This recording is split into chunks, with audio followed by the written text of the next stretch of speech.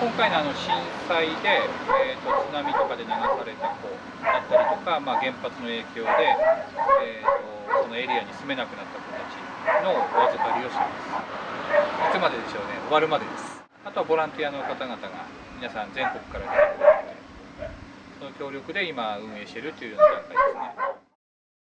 ブログから見て、その人が協力してたのを知って、こちらに連絡をして。犬のご飯をやったりしてタオル洗濯をしたり、